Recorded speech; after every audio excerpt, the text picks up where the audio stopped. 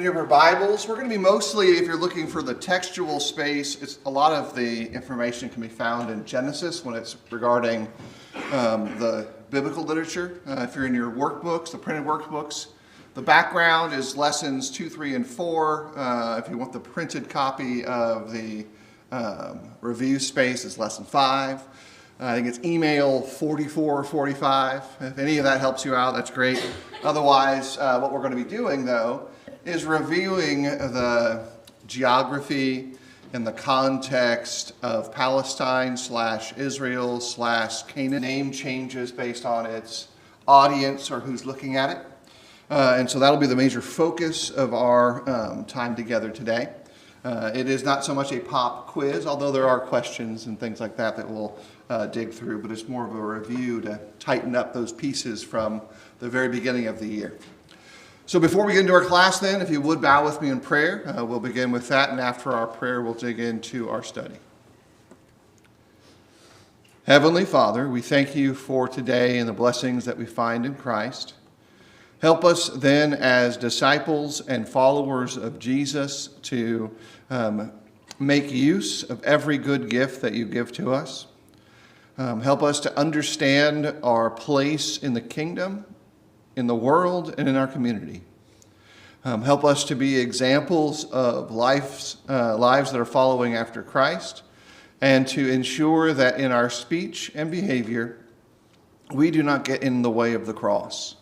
Allow people then to see Jesus and him crucified and the offer of redemption as the foremost issue before them. We offer this prayer in the name of your Son. Amen. All right, so then as noted, we are taking the time to look through a variety of aspects that tie all these pieces together. This is a great time, if you will. You can use it as a test of knowledge.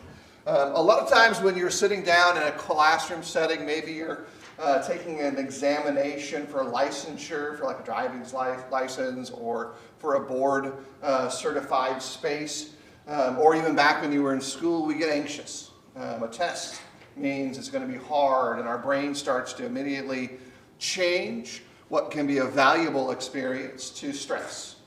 And I do that. I'm sure others do it as well. But it's important to back up for a second and think about it in this context, maybe 2 different ways. Number 1, every time you re-investigate a subject or re-examine your understanding of something, you're strengthening the ability to remember it the next time. And so this quizzing method that we sometimes use, or even like we make flashcards for ourselves to study, that's strengthening the remembrance for the next time. And so it's not so much, I didn't get it right. It's, okay, these are the things or the parts that I really didn't have clear in my mind. And now, because I've gone over them this 10th, 15th, or first time, it's stronger. The information is there.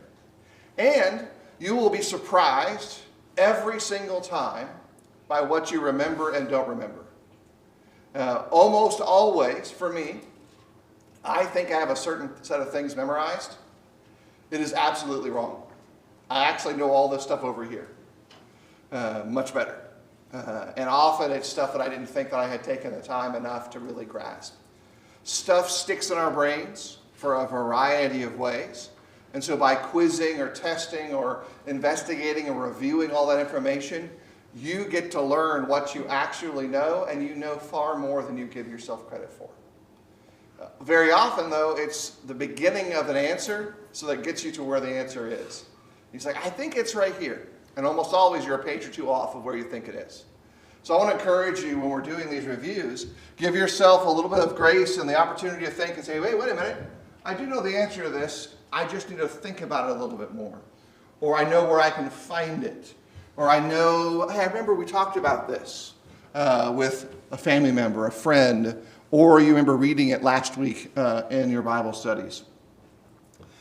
What we'll do then over the course of this review is just kind of sequentially go over some of the major features of the land.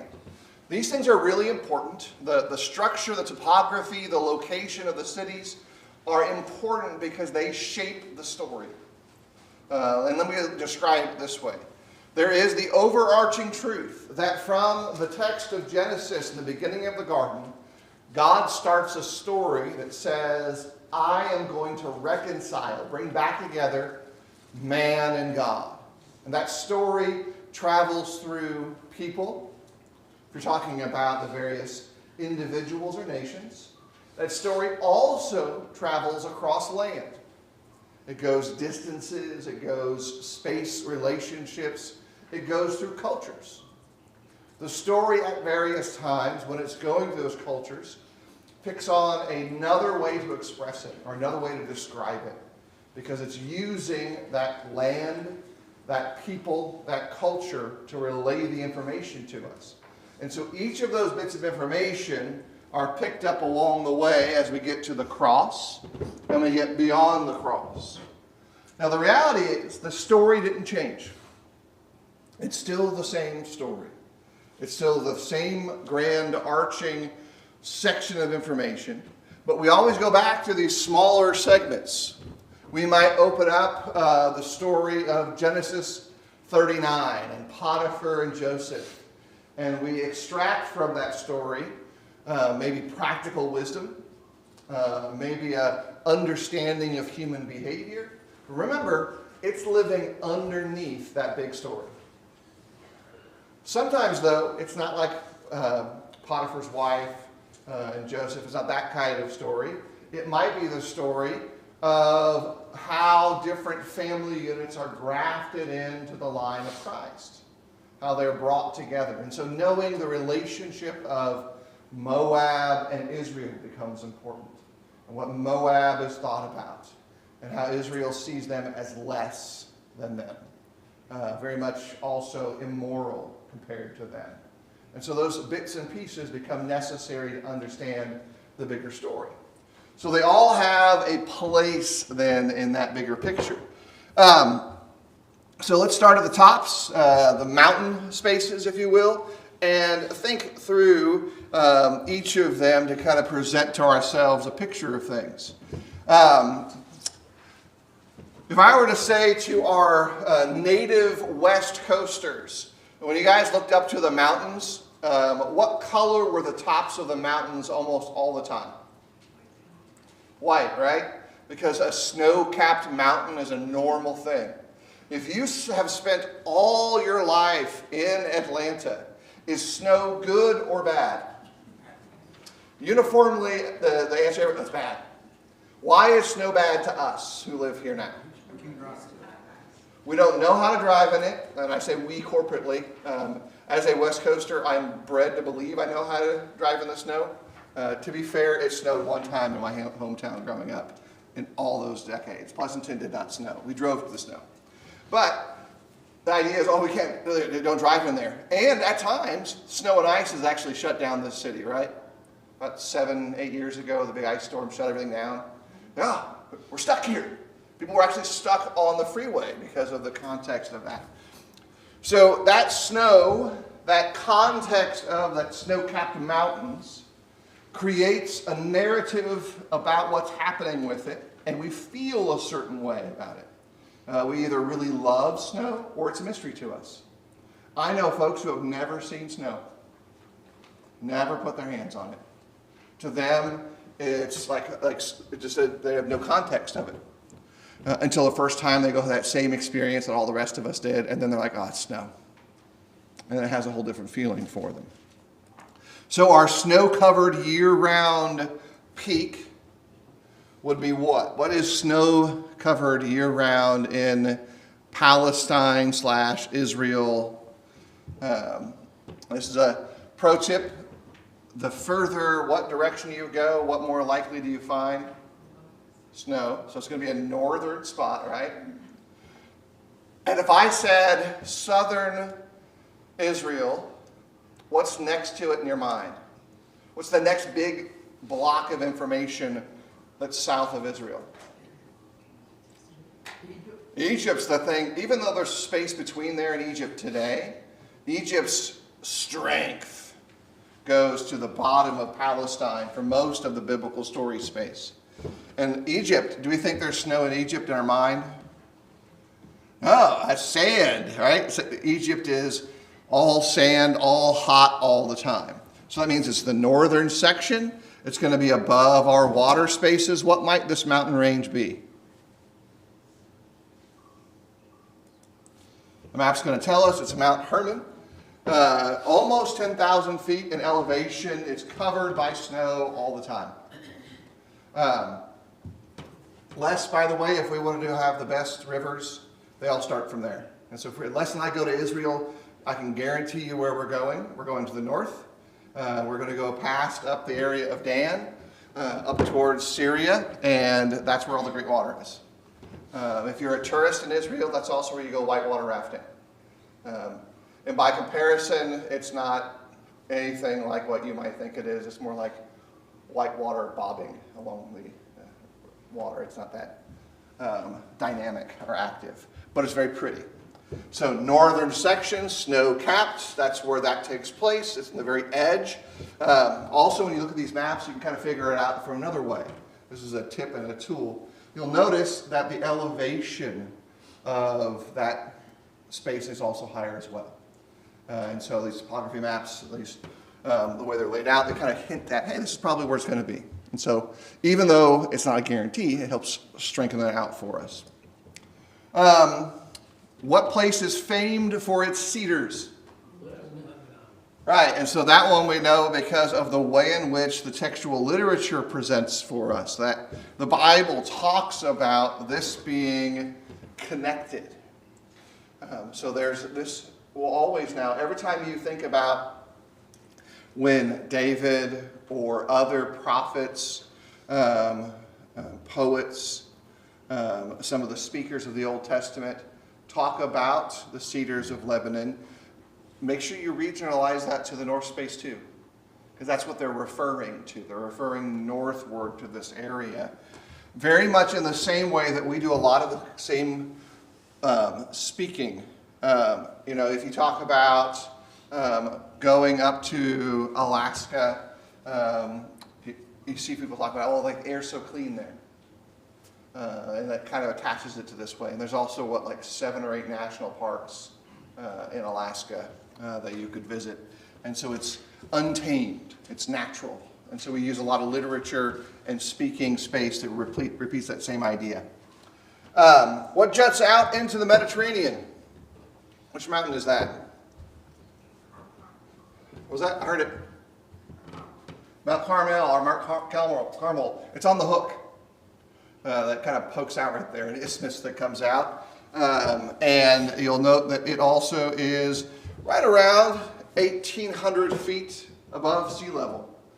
In the realm of mountains, by the standard calculation of what's at a high elevation, that's not.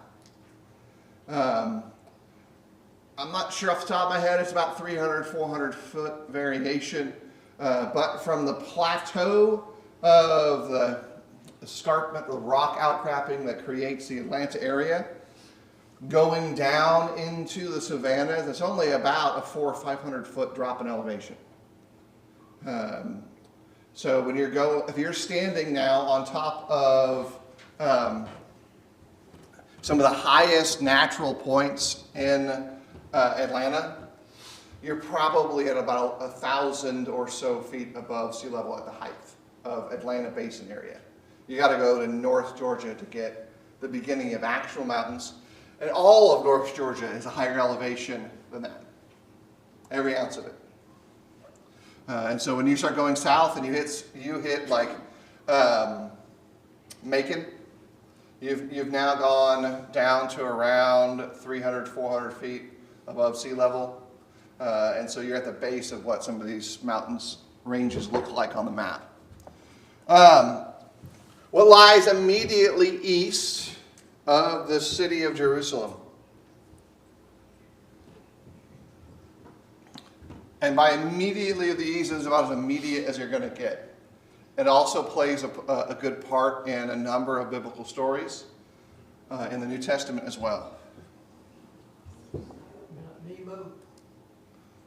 Close. Mount of Olives would be to the east there. It's pointing up in that general direction. Nebo is a little farther off of that. It's on the other side of the plains. And look, when you're standing there, Jerusalem isn't that far down the ground. Jerusalem is elevated above the plateau and plains space, and it is in a basin surrounded by slightly higher mountain sections around it. Reading something, I was trying to find it just now, I thought I had marked it. Not long ago in the Old Testament, right close to the very end of the Old Testament, and it talked about the Mount of Olives being split in two at one time, and then a valley between the two parts.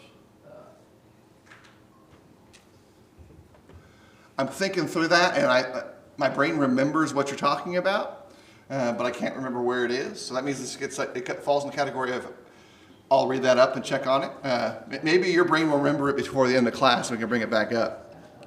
I doubt it. Well, our brains are funny little things. They do amazing stuff. Twin mountains on either side of Shechem.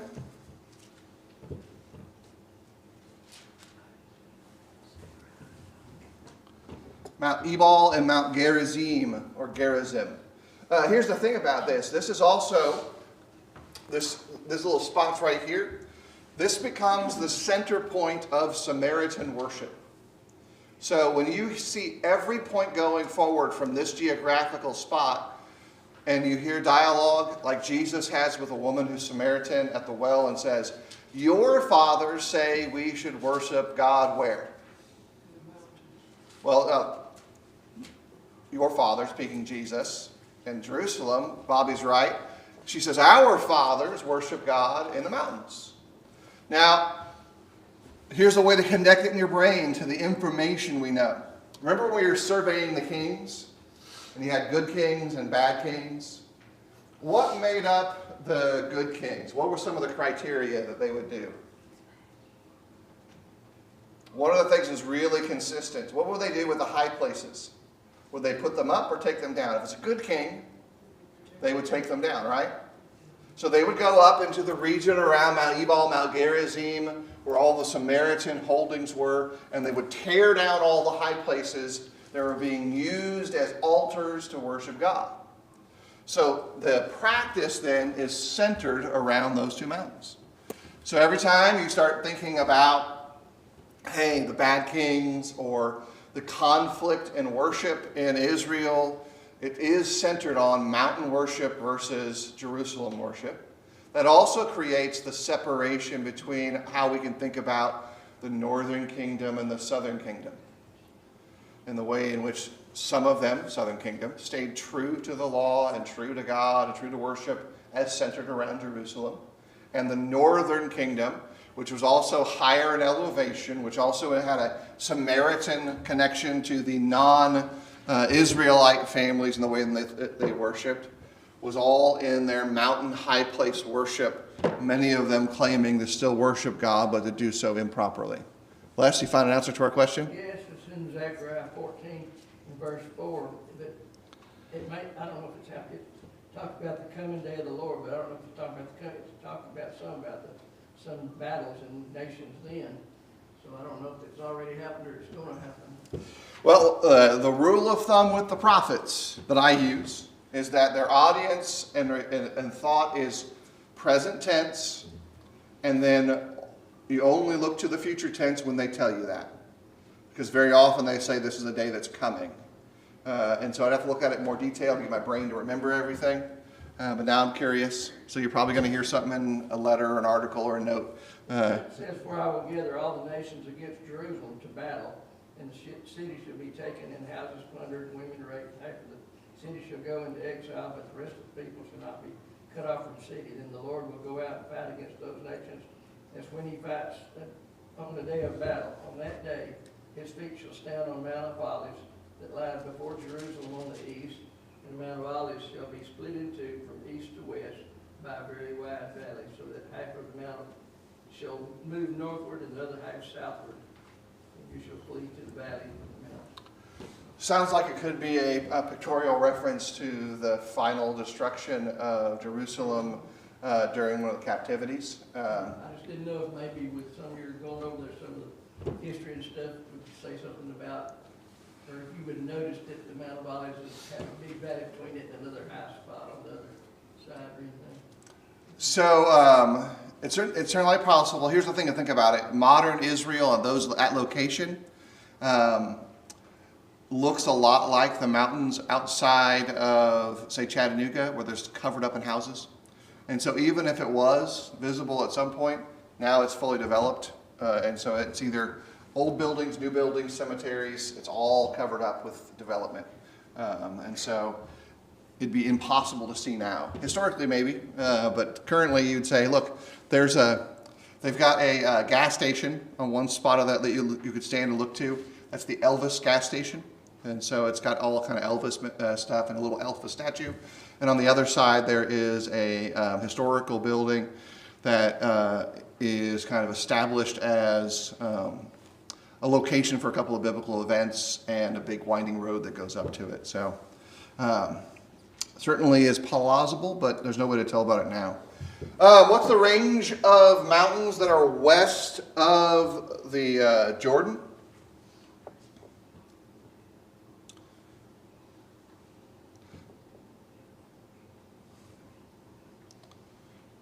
Give you the quick answer. It's the Lebanon range.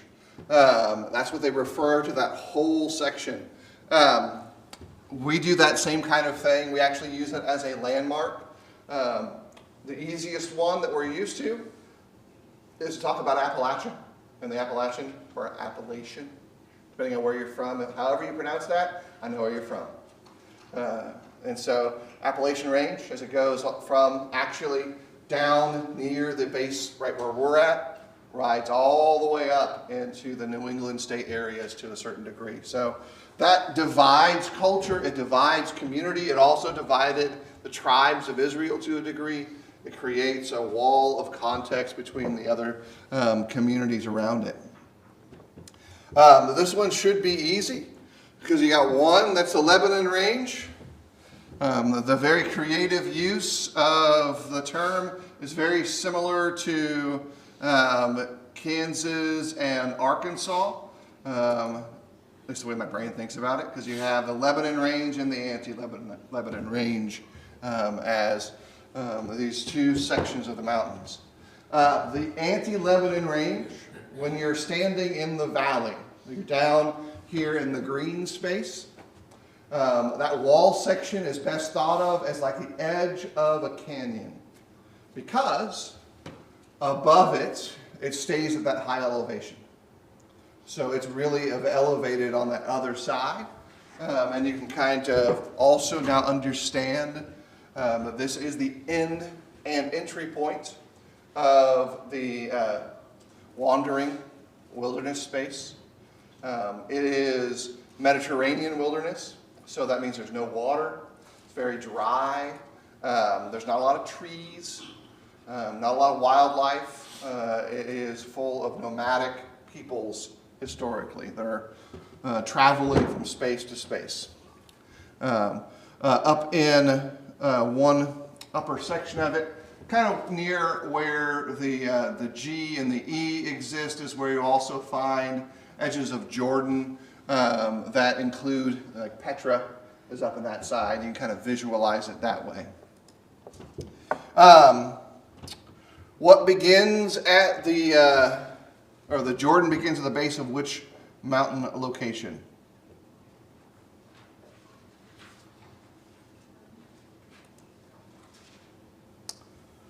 It should have popped up.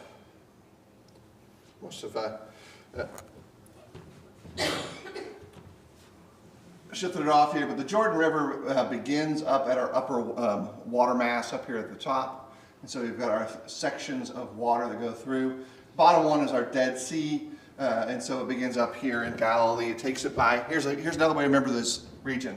There's a song in our hymnals that sings about the transition between the Galilee River or the Galilee Lake, or Kinneret, and the Dead Sea.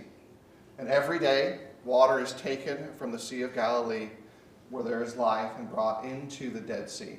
And so it kind of helps you tie these pieces together. Also, I think Les already predicted this location here, Mount Nebo, which is on the other side. I'll say this is the Mount Nebo range.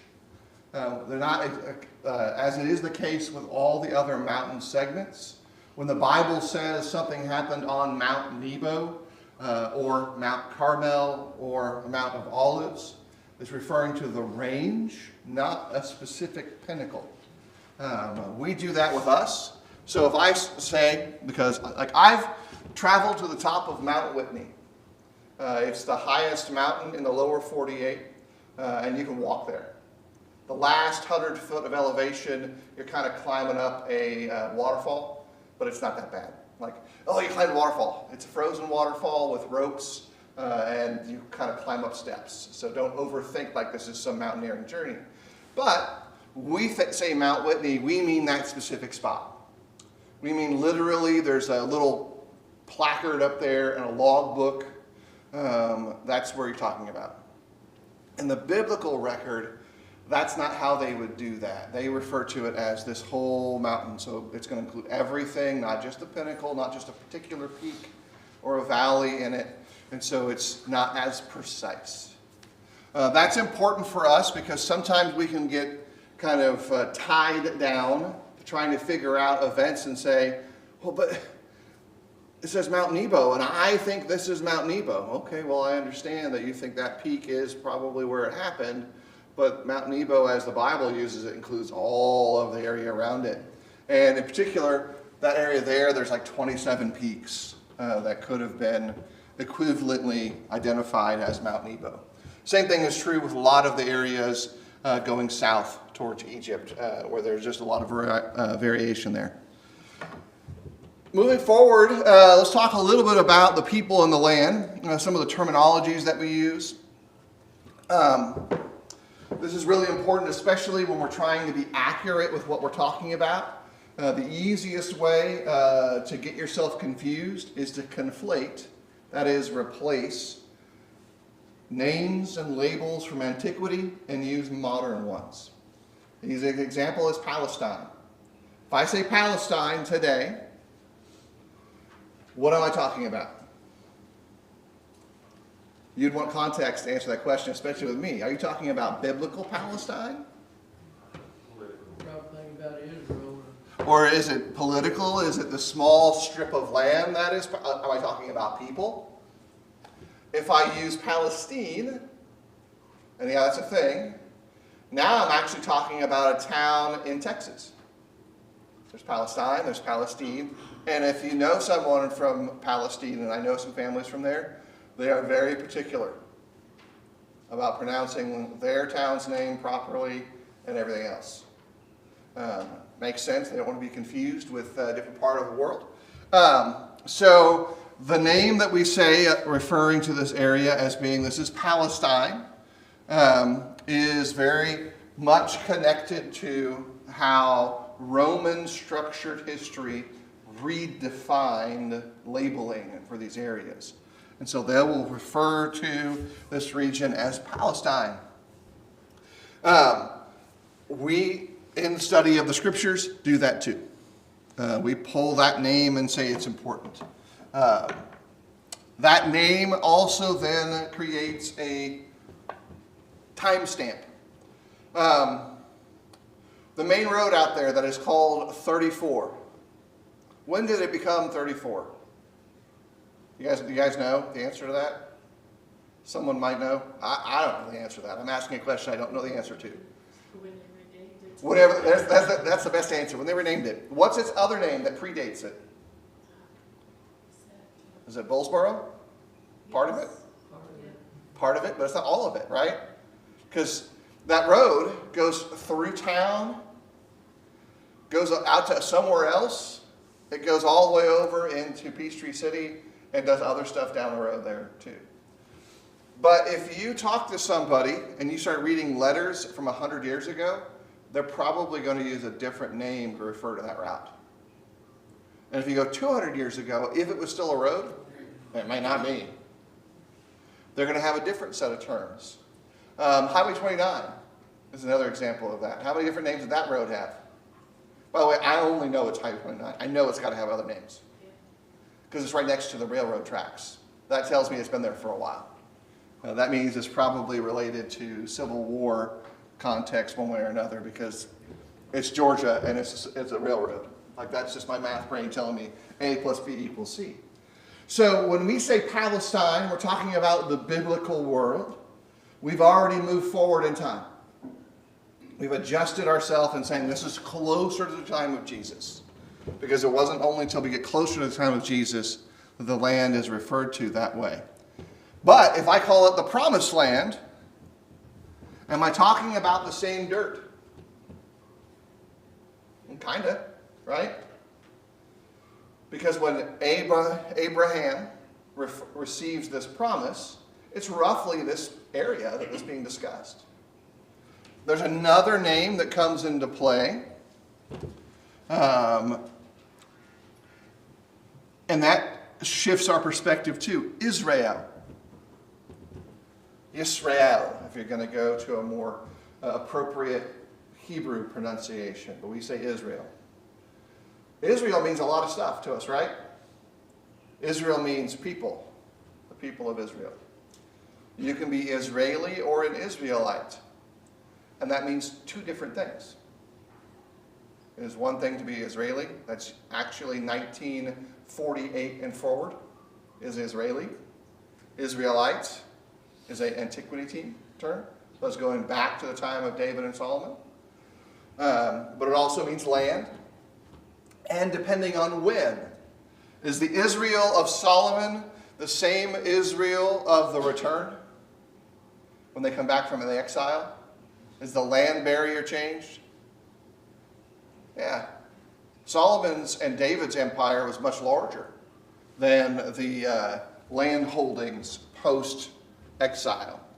So that helps us kind of make sure we kind of catch the nuances of some of these phrases. One that we encounter quite a bit is a name that means stranger or foreigner. Yeah, Hebrew. Jewish comes from Judean, and so that's a slang phrase that's totally accepted by its audience. And by the way, the Hebrew letter might sound a little different to you when you start thinking it's the foreigner or the stranger letter. It might shift the way you think about the theology or the context of it a little bit. If you're of the same generation as I am, you start thinking, is there a foreigner song that goes with this letter now? There is a few that probably would fit. But it means stranger or foreigner. And it was adopted into their vocabulary and pulled that way. This is where Judeans come from, that Alan already brought up, the Jews. In context, it's not a loaded phrase, by the way, to talk about Jewish people, those who are Jews. But if I moved forward in time, and I'm starting to talk about the Jewish people in 1940, does that carry a different level of emotional and cultural weight that I have to be careful with? Yes. Absolutely. And 2020. And so you have to be careful to make sure that when you're thinking before you speak, which usually is a process, you think, then you speak. Trust me, not all the time. I don't do it all the time, and we don't either. But you think before you speak, so okay, what I'm talking about. Because you might pick a different set of words. You might want to emphasize Hebrew as opposed to Jewish in order to make sure you're making your correct point or understanding in Bible study or conversation. Descendants of Jacob are the ones who are first tagged with our Israelites. Again, that means something different than saying someone is Israeli. Israeli is almost universally now used to refer to the citizens of the nation state of modern post-World War II Israel. And so that's a great way to kind of keep your brain separate between the two. Israeli, modern, Israelite, old or antiquity. We've got another name that comes into play that describes the area or region, and that's the Canaan terminology. Canaanites become a very negative phrase. There's a lot of rationale for that. When the occupying activity of the Israelite people who are now part of the kingdom that God has brought forth to occupy the promised land, they were assigned a series of tasks. One of those was to clean and occupy the land with a purpose to remove idolatry. And so we often attach Canaanite or Canaan solely with that idolatrous religious practice in our speech and mind. And there's nothing wrong with doing so, but keep in mind the Canaanites were a larger set of community spaces. It wasn't just those couple issues that made them defining as our context. And ethnically, they were still very closely related to the people of Israel from the same ethnic space. And so the outsider looking in, who does not know about the distinction of worship, practice, or dress, is not necessarily going to be able to separate those two communities. So when the Egyptians would come in, the Romans would come down, it's homogenous, it all looks the same to them until they actually start interacting, much as it can be for us today in various other ways. Today, we use the term Jews broadly to refer to that whole basket.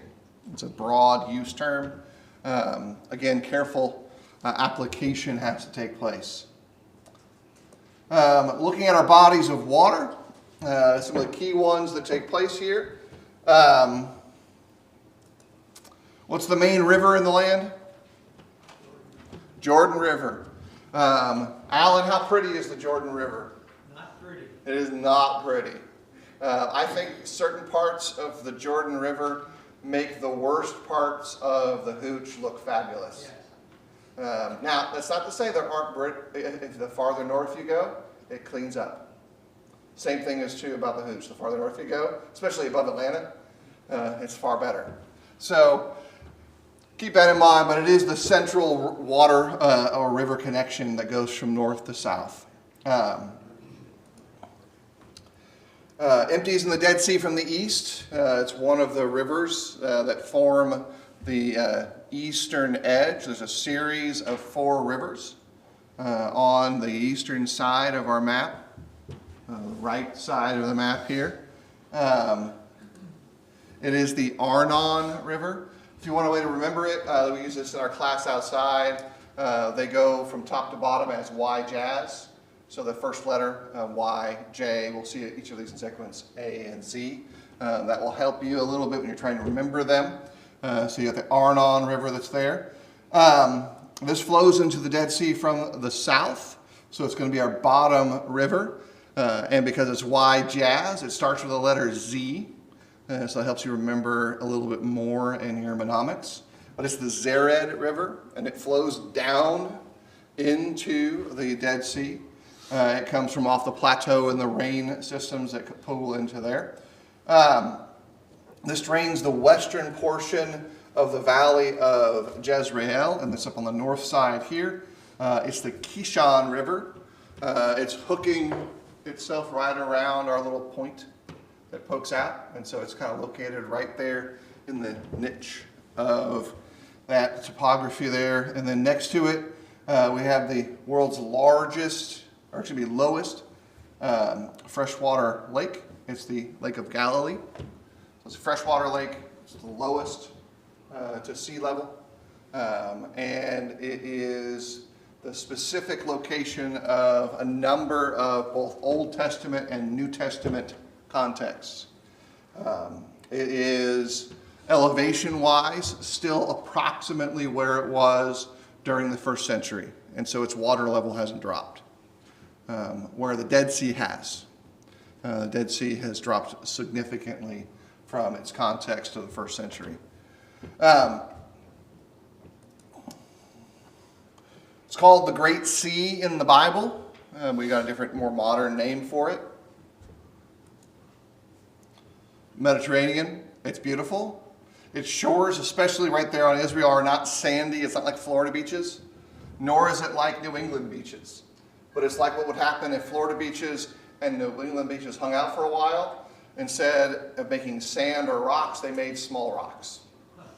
So the beaches there have a lot of small rocks. There are some sand, but they're not ones you want to run barefoot on for very long at all because it'll just tear you up. But the water is beautiful, and so you can think of it as clear as some of the Gulf water can be below Alabama and on the western side of Florida. There's a little tiny lake that used to be there that isn't there anymore. It's circular, almost like a toy from the 50s and 60s that everybody had and nobody could use. The hula hoop. So Lake Hula is like that. Everybody had one of those things. At least in my circle of humans, not a lick of us could use a hula hoop past one loop. And it was like, okay, well, we'll figure out something else to do with this. Maybe you had far more rhythm and coordination than my people do. I don't know. But it's been drained. It's been drained for agricultural reasons. They divert all of the water around there to feed their crops. Lowest point on land found on earth is found at the Dead Sea, and you can feel it. How many of you have been to Death Valley? I've been to Death Valley. Some of us have traveled around over there. And you feel it. Your car feels it when you're going into Death Valley too. Back in I guess it was like 85, 86, my brother's Toyota Corolla. We're driving that down into it, and the water in the radiator evaporated as we were driving down. And so by planning, because my dad grew up there, we had 5 or 6 extra gallons of water in the trunk to pour into the radiator so the car wouldn't blow up on the way back. Like, it's a normal thing in those older vehicles because of the high heat and the dryness. Dead Sea is similar. Its high salt content shifts the water area around it, shifts it a little bit. But when you get to the edge of the Dead Sea, you feel it. You're instantly dehydrated. And if you get into the water, it increases the space at which you feel that level of personal dehydration. And yes, literally anybody on the planet floats to the top of that water. And it's so mineralized that you should not drink it at all. Like, you got to keep your head out of the mineralized water because it's basically mud water at that point. What you do, float right to the top of it. You could if you had the balance, and I don't have that, you can see people who are almost like knees out of the water, it looks like, bobbing around because of the buoyancy of that salt water. We've got about 2 minutes left, so we'll pause here, and I'll encourage you then to use the notes that you have, the maps that you already have, to check yourself for the second half of the review. Sit down and go, hey, what do I remember? The handout that you were emailed had a nice review, but the workbook does too. It kind of guides you through the content to help make sure your brain puts all those pieces together. We're going to continue a mix of study and review for the next few weeks in this class. We will be finishing out content and review the final Sunday of 2024. And then the first Sunday of 2025 in our adult class here, we're going to be studying persuasion and the Christian. The class will shift from the more academic focus, if you will, of me giving you information about history and geography to dialogue. Because we're going to work on the idea of how to persuade individuals to seek Christ. And we'll have a series of studies that are structured around that idea. Everyone will have the option to have a printed workbook, or they can get the digital one if they like as well. But that'll start the first Sunday of the year. I guess that's maybe like the 5th or 6th, I think, of January.